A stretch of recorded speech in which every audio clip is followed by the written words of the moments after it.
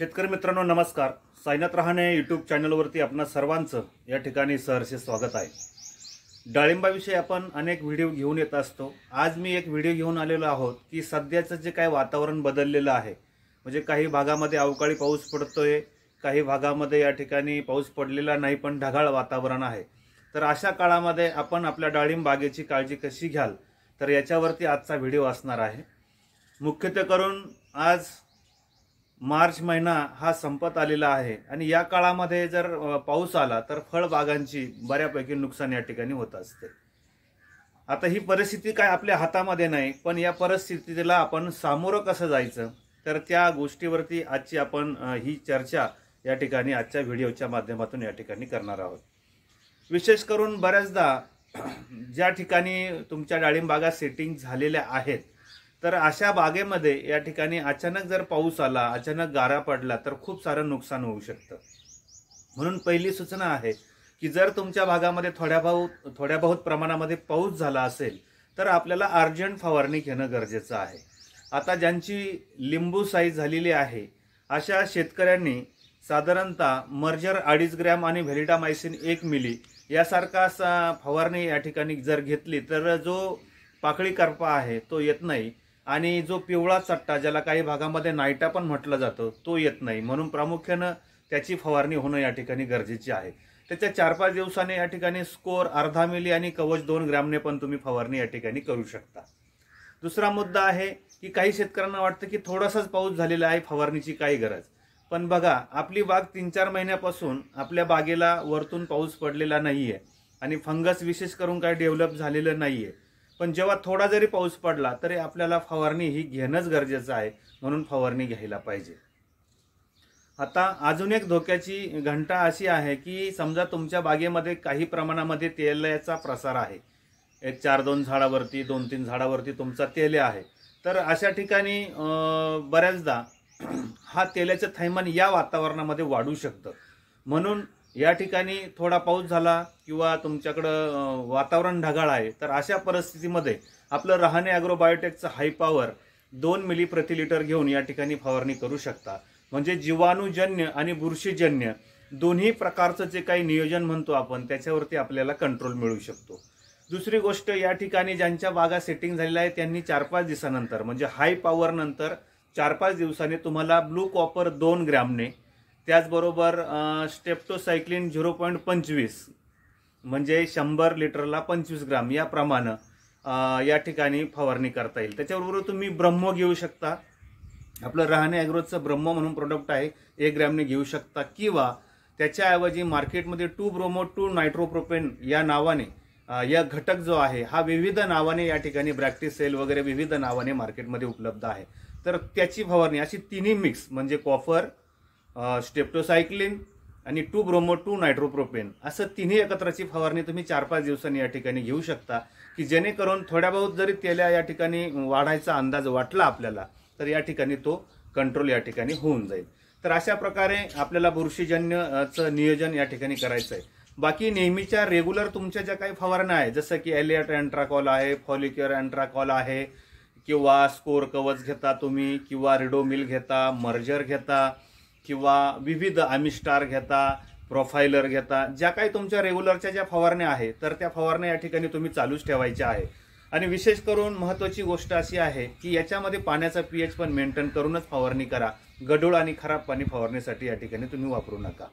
राहिली गोष्ट, तेल्याग्रस्त ज्या बागा आहेत त्यांना जास्तीत जास्त सेंद्रिय खतं कशी आपल्याला देता येईल याचं नियोजन करा. कारण तेल्याची बाग असली आणि आपण परत त्याच्यावरती केमिकलयुक्त खतांचा मारा केला जसं की 19-19, 52-34, 12-61, 13-40-13, तर हे खतांचं प्रमाण कमी करा. जिथं 5 किलोचा डोस एकरी आहे तिथं तुम्ही 2-2.5 किलोपर्यंत द्या. आणि काहींनी समजा खत व्यवस्थापन चांगलं केलेलं असेल तर या ठिकाणी त्यांनी नाही दिलं तरी चालतंय. आता ऑर्गॅनिकमध्ये या ठिकाणी आपलं पिकअप 90चे रिझल्ट तुम्हा साऱ्या शेतकऱ्यांना माहीत आहे, एक ऑर्गॅनिक प्रोडक्ट आहे, त्याचा तुम्ही वापर करू शकता. आता दुसरा प्रश्न, मी दुसऱ्या प्रश्नावरती परत येतो. अवकाळी पाऊस जर झाला तर आपण त्याचं नियंत्रण या ठिकाणी करणार आहोत. ते नियंत्रण तुम्हाला मी सांगितलेलं आहे. बिफोर म्हणून सुद्धा तुम्ही हाय पॉवरची फवारणी या ठिकाणी करू शकता. राहिला प्रश्न सनबर्नसाठी, तर सनबर्नसाठी आता काय झालं की 38-40च्या आसपास टेम्परेचर पोहोचलेलं आहे आणि अशा काळामध्ये आपल्या डाळिंब बागा सनबर्न होण्याची शक्यता आहे। म्हणून याच्यामध्ये एक तर पाणी व्यवस्थापन म्हणजे पाणी तुम्हाला वाढवावं लागणार आहे। 30-40 लिटर पर्यंत या ठिकाणी एका झाडाला पाणी जायला पाहिजे। अर्थात जमीन तुमची मुरमाड असेल तर थोडंसं जास्त पाणी लागणार आहे, काळ्या जमिनीमध्ये तुम्हाला पाणी कमी लागणार आहे। तर ते एक नियोजन तुम्हाला करणं गरजेचं आहे। आणि म्हणून याच्यामध्ये फवारणी करत असताना रहाणे ॲग्रोबायोटेकचं जे सिल्फास्ट आहे 98%चं हे 2 ते 3 ग्रॅम प्रति लिटर घ्यायचं आहे आणि त्याला जोडी मार्केटमध्ये मिळणारं ग्रीन मिरॅकल किंवा मिरॅकल 9 हा प्रोडक्ट 2 मिली प्रति लिटर घेऊन या ठिकाणी जर तुम्ही फवारणी केली तर ही साधारण फवारणी 10-12 दिवसाच्या अंतराने तुम्हाला उन्हाळ्यामध्ये घ्यायची आहे की जेणेकरून तुमचा सनबर्न कंट्रोल राहील। अर्थात टेम्परेचर खूपच जर आउट ऑफ झालं तर आपल्याला मग जो सनबर्नचं प्रमाण काही प्रमाणात आपल्या बागेत होणार आहे। त्याच्यासाठी ज्या उन्हामधली जी काही फळं आहे त्याला आपण क्रॉप कव्हर किंवा ती पिशवी वापरू शकतो। ज्यांना शक्य आहे ते क्रॉप कव्हर पण टाकलं तर चांगलीच गोष्ट आहे, पण अर्थात सारा बजेटचा प्रश्न असतो। म्हणून तुम्हाला काय करणं शक्य आहे, फळातील पिशव्या, उन्हातले जे काही फळ आहे त्याला पिशव्या टाकू शकता। काही लोक पेपर मारतात, इंग्लिश पेपर, तोही वापरू शकता। आणि अधूनमधून आपलं अरेंजर 2 मिली याच्यामध्ये लिक्विड सिलिकॉन आहे याची फवारणी आणि सिल्फास्ट आणि ग्रीन मिरॅकल या फवारण्या 10-12 दिवसाच्या अंतराने जर आलटून पालटून केल्या तर आपला सनबर्न थोडासा कमी होईल। अर्थात ह्या उपाययोजना केल्यानं मी म्हणेल की तुमच्या 100 कॅरेटमधले 2-5 कॅरेट कदाचित तुमचे खराब निघूही शकता किंवा सनबर्न होऊ शकतो, पण बाकीचा बराचसा माल आपण वाचू शकतो। आणि थोडंसं ज्या पाल्यामधली जी काही फळं आहे त्याला सनबर्न होत नाही म्हणून एक्स्ट्रा शेंडा जो आहे तो तुम्ही कुणी काढू नका। तो शेंडा तुम्हाला पाऊस पडायच्या 8-10 दिवस अगोदर तुम्ही पाहिजे तर त्यावेळेस तुम्ही तो शेंडा काढू शकता। तेव्हा आजचा माझा हाच विषय होता, सनबर्न आणि अचानक जर पाऊस आला तर आपल्याला काय उपाययोजना करायची आहे। तर आपल्याला फवारणी नियमित करायची आहे पाऊस झाल्यानंतर। बिफोर तुम्ही हाय पॉवर वापरू शकता आणि तेल्याग्रस्त ज्या बागा आहेत त्यांनी अलर्ट राहून बागेमध्ये लक्ष ठेवा, ही एक कळकळीची विनंती आजच्या या व्हिडिओमधून या ठिकाणी करतो। या ठिकाणी रहाणे ॲग्रोबायोटेक दर्जेदार उत्पादनं जसं की तेल्यासाठी असो, डाळिंबाच्या साईजसाठी असो किंवा इतर फळ शेतीसाठी सुद्धा आपण चांगल्या प्रकारची जैविक उत्पादनं तुमच्यापर्यंत देतोय। ऑल महाराष्ट्र या ठिकाणी आपली सर्व्हिस आहे आणि त्यामुळे कुठलीही काळजी न करता स्क्रीनवर या ठिकाणी हेल्पलाईन नंबर दिसत आहेत, तुम्ही त्यावरती कॉल करून ऑल महाराष्ट्र आमचे प्रोडक्ट मागवू शकता। तुम्हाला काही सल्ला लागत असलं, काही मार्गदर्शन लागत असलं तरी आमचे हेल्पलाईन या ठिकाणी उपलब्ध आहे। आता आपण केळी पिकावर, कांदा पिकावर, सीताफळावरती, अद्रकवरती, टोमॅटोवरती अतिशय चांगलं काम आणि एक कमी खर्चामध्ये अतिशय उत्कृष्ट या ठिकाणी आपण तंत्रज्ञान निर्माण केलेलं आहे।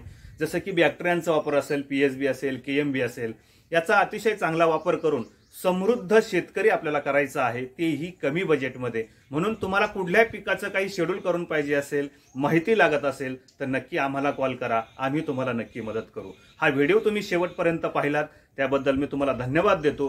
तुम्हाला कुठलीही अडचण असेल तर हेल्पलाईन नंबर तर आहेच, पण माझा नंबर पण मी तुम्हाला देऊन ठेवतो 9822 77 90 12 9822 77 90 12। तर रहाणे ॲग्रोमध्ये आपलं सहर्ष स्वागत करून मी साईनाथ रहाणे आपली रजा घेतो। जय हिंद, जय महाराष्ट्र।